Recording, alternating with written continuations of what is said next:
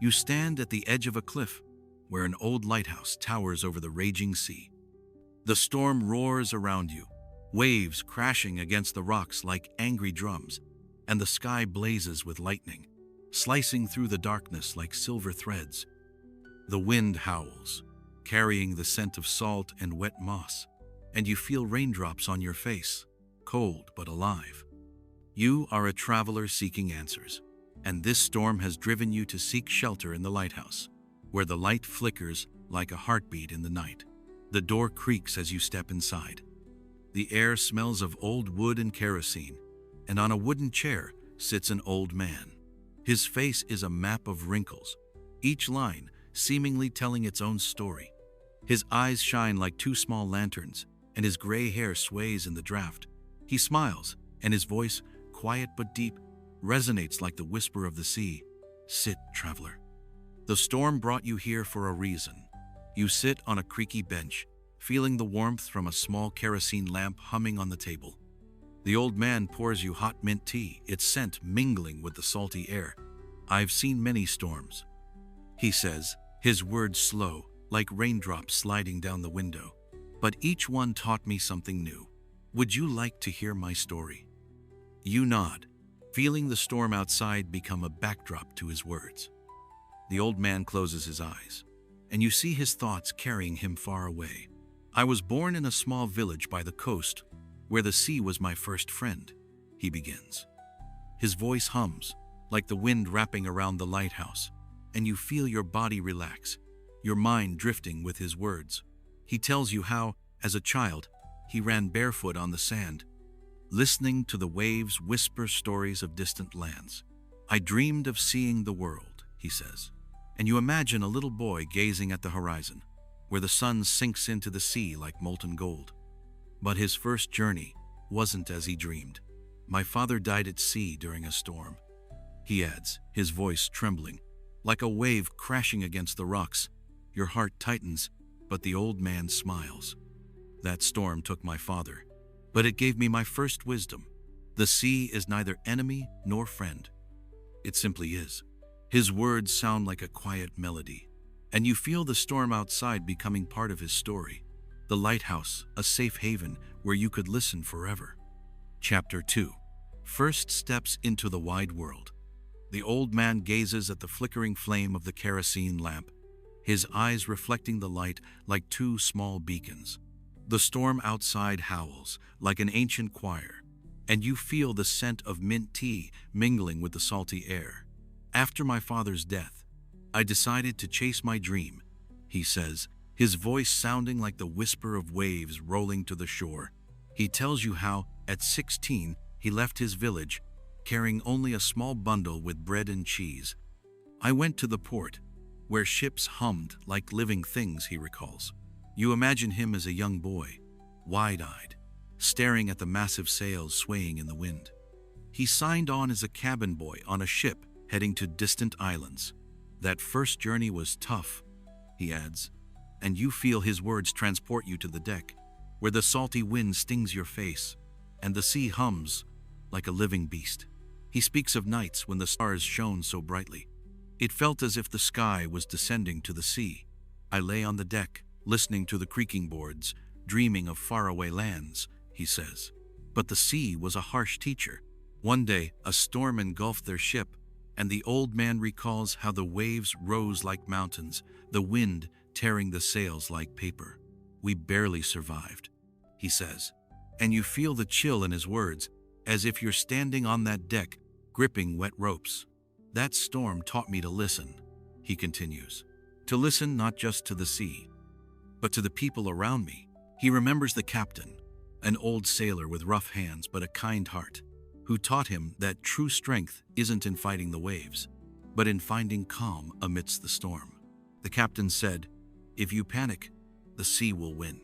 But if you listen, it will show you the way," he adds, and you feel his words settle in your soul like a quiet whisper. You look at him, and his wrinkles seem like a map of his travels. I saw many seas, he says, and you imagine him standing on the deck, gazing at the endless ocean, where dolphins leap in the waves, and the sun sets like a fiery orb. The storm outside howls, but you feel the warmth of his story wrapping around you, like a soft blanket. Chapter 3. The Lost Island. The old man takes a sip of mint tea, his calloused hands trembling, like leaves in the wind. The storm outside roars, and lightning illuminates his face, like a painting drawn with light. "After that first storm, I thought I knew the sea," he says, his voice sounding like a whisper cutting through the howling wind. He tells you about an island where they washed up after the storm. It was a lost island, where the sands sparkled like scattered gold, and the jungles whispered like they were alive, he recalls. You imagine the ship docking at the shore, where palm trees sway in the wind, and birds sing melodies you've never heard. The air is thick with the scent of wet earth and blooming flowers, and the sun filters through the canopy, casting golden rays on the ground. But the island held a secret. "We found ancient ruins covered in moss," he says. And you see him, a young boy, pushing through thick vines, his heart pounding with curiosity. In the ruins, they found a stone slab carved with symbols like stars, shimmering faintly under the sunlight.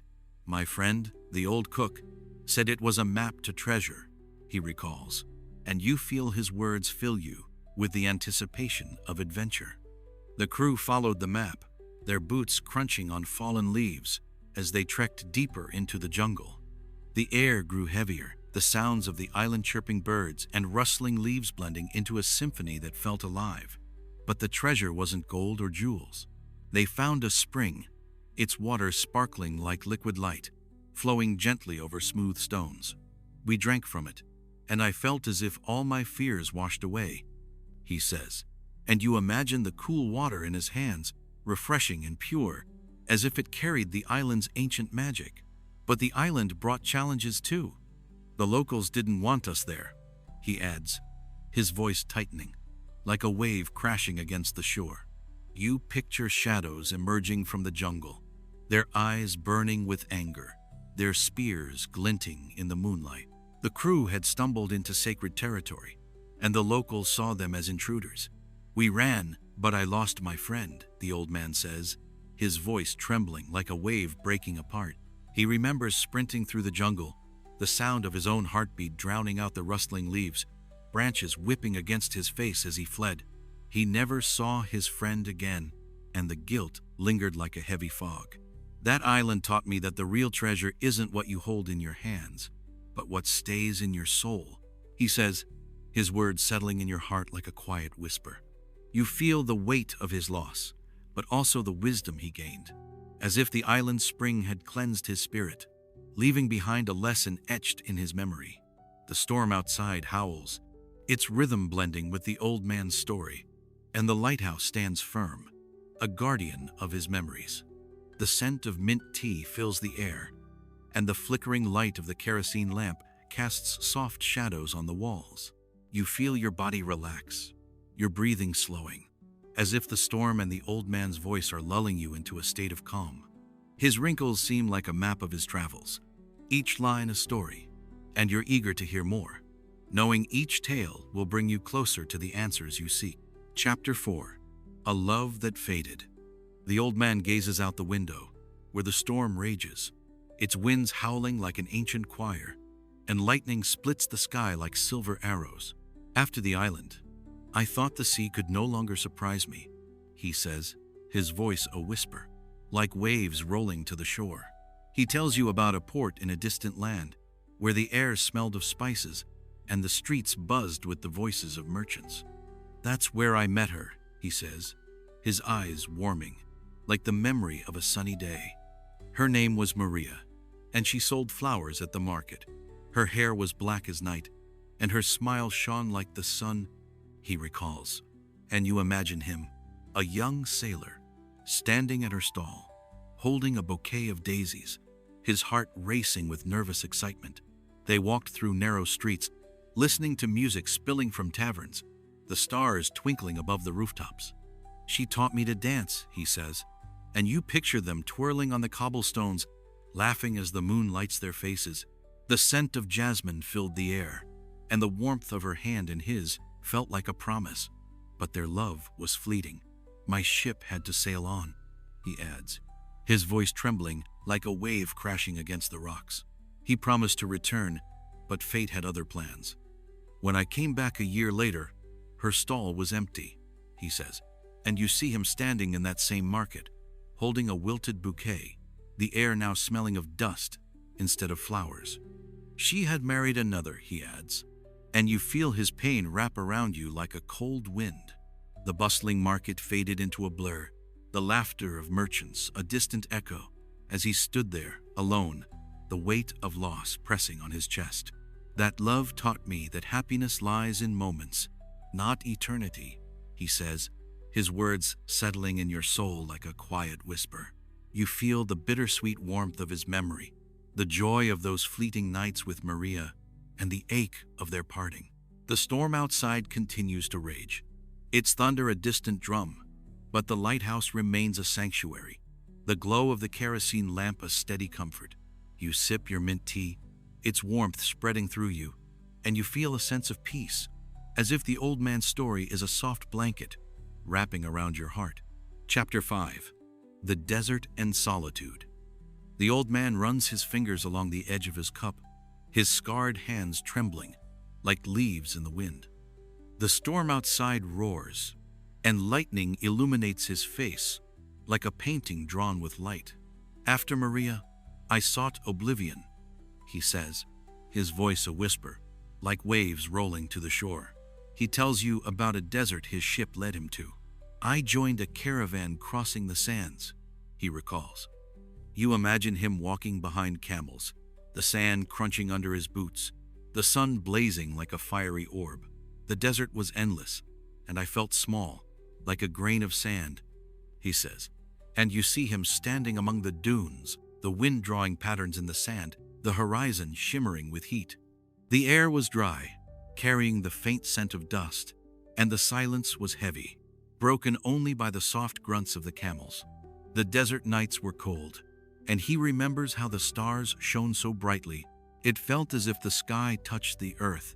I spoke to the stars, he says, and you picture him lying on the sand, listening to the silence hum like a whisper. But the desert brought solitude. My companions abandoned me after a quarrel, he adds, and you feel his words fill you with a chill, like a night breeze. He had argued over rations, and in their anger they left him behind, taking most of the supplies. He walked alone, carrying only a water skin that quickly ran dry. I thought I'd die there, he says, and you see him fall to his knees, the sand burning his skin, his throat parched with thirst. The sun beat down mercilessly, and mirages danced in the distance, mocking him with visions of water. But he found an oasis, where palm trees swayed and water flowed like liquid silver. That oasis saved me, he adds, his voice filled with gratitude, and you imagine him drinking deeply, the cool water soothing his cracked lips. The desert taught me that solitude isn't a curse, but a way to hear yourself, he says, his words settling in your heart like a quiet whisper. You feel the weight of his loneliness, but also the clarity he gained, as if the desert silence stripped away everything but the truth. The storm outside howls, its winds rattling the lighthouse windows, but you feel a warmth from his story, like a soft blanket wrapping around you, your breathing slowing as you listen. Chapter 6. The Mountains and Struggle. The old man looks at the kerosene lamp, its flame reflecting in his eyes, like tiny stars. The storm outside roars, and lightning splits the sky, like silver arrows. After the desert, I sought new challenges, he says, his voice a whisper, like waves rolling to the shore. He tells you about the mountains his journey led him to. I joined a group climbing to the summit, he recalls. You imagine him walking a narrow path, the gravel crunching under his boots, the wind whistling like an ancient choir. The mountains were tall, and every step was a struggle, he says, and you see him clinging to rocks, his hands trembling from the cold, his heart pounding with fear. The air was thin, each breath a labored effort, and the peaks loomed above, shrouded in mist. At the summit, he saw the world spread out below, like a carpet of clouds. I felt alive, he says, And you picture him standing at the top, listening to the silence hum, like a whisper, the wind tugging at his coat. The view was breathtaking valleys, stretching into the distance, rivers glinting like silver threads under the sun. But the descent was perilous. A snowstorm caught us, he adds, and you feel his words fill you with a chill, like icy wind. The snow fell in thick sheets, blinding them, the cold biting into their skin.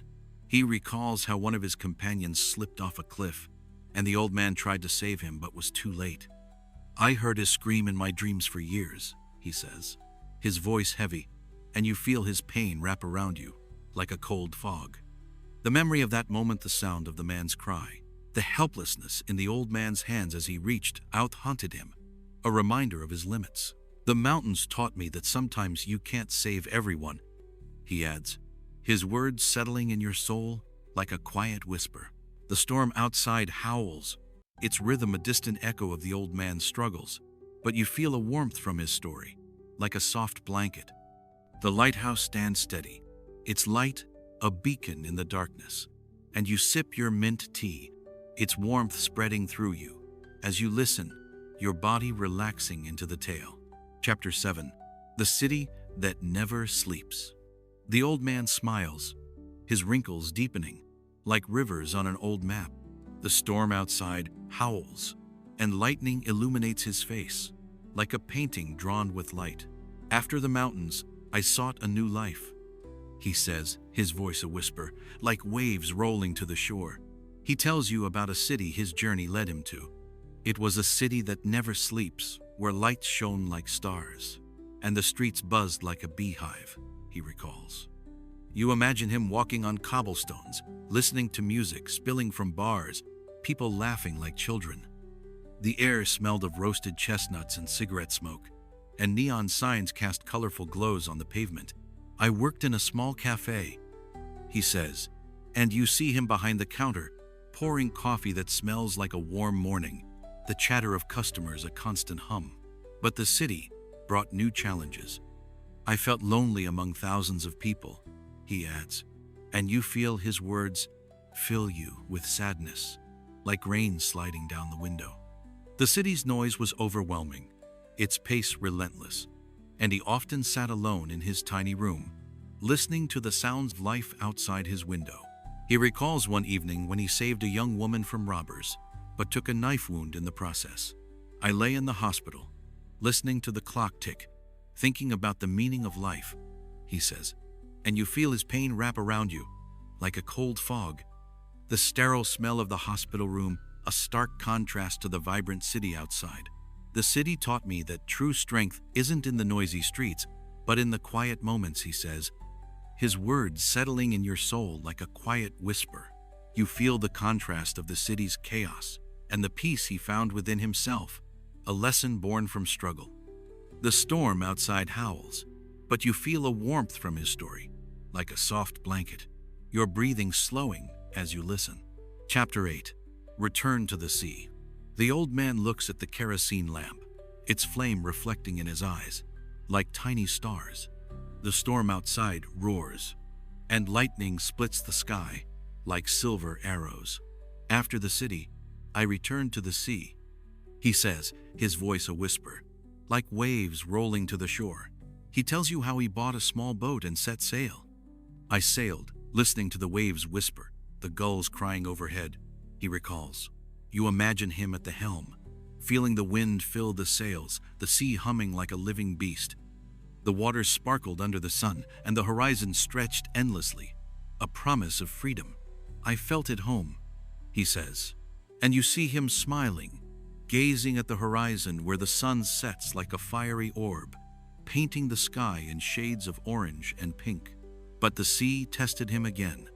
One day, I was caught in a storm worse than any I'd seen, he adds, and you feel his words fill you with tension, like a cold wind. He recalls how the waves rose like mountains, his boat creaking as if it might shatter, the wind howling like a beast. I thought it was the end, he says, and you feel his fear wrap around you like darkness, the taste of salt on his lips as the waves crashed over him. But I survived, And the sea taught me to accept what I can't change, he says, his words settling in your soul like a quiet whisper. You feel the relief of his survival, the lesson sinking in like the gentle lapping of waves after a storm. The storm outside howls, but you feel a warmth from his story, like a soft blanket. The lighthouse, a steady presence as you listen, your body relaxing further. Chapter 9. The Lighthouse and Peace. The old man runs his fingers along the edge of his cup, his scarred hands trembling like leaves in the wind. The storm outside howls, and lightning illuminates his face, like a painting drawn with light. After that storm, I settled here, he says, his voice a whisper, like waves rolling to the shore. He tells you how he became the keeper of the lighthouse. I lit the beacon every night, listening to the sea whisper, the stars shining overhead, he recalls. You imagine him standing at the top of the lighthouse, gazing at the sea, where the waves hum like an ancient choir, the night sky a canvas of twinkling lights. This place became my sanctuary, he says, his voice filled with peace, like a quiet melody, and you feel the calm radiating from him, as if the lighthouse itself holds his serenity.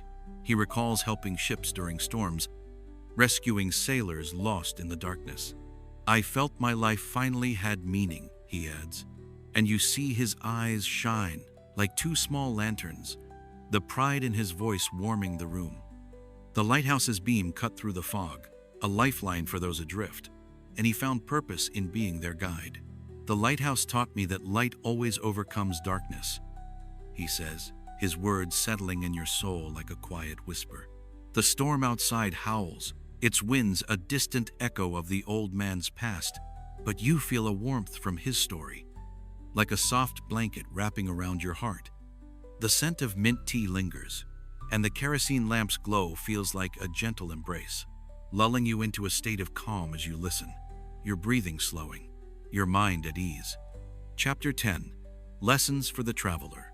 The old man looks at you, his eyes shining like two small lanterns. The storm outside begins to quiet, and you hear the waves whisper, like a lullaby. You've listened to my story, traveler, he says, his voice a whisper, like waves rolling to the shore. He leans closer, and you feel the warmth of his words. I learned that life is a storm, but in every storm, there's calm, he says. His words settle in your soul like a quiet whisper, and you think of your own storms, the moments when you felt lost, when fear gripped your heart like darkness. His life, filled with trials and triumphs, mirrors your own search for meaning, and you feel a connection, as if his story is a map for your own journey. Listen to yourself, as I listen to the sea, he adds, and you feel his wisdom fill you, like the lighthouse's light in a dark night. Accept what you can't change, and seek the treasures in your soul, he says, and you feel your shoulders relax, your breathing slowing, like a wave rolling to the shore. His lessons about listening, accepting, and finding inner peace resonate deeply, offering you a sense of clarity you've been seeking. You thank the old man, and he smiles, his wrinkles deepening like rivers on an old map. You step out of the lighthouse, the storm now a gentle breeze, the stars shining overhead like thousands of tiny lanterns. You feel peace in your heart, as if you found the answers you sought, and the sea whispers a lullaby, lulling you into a gentle sleep.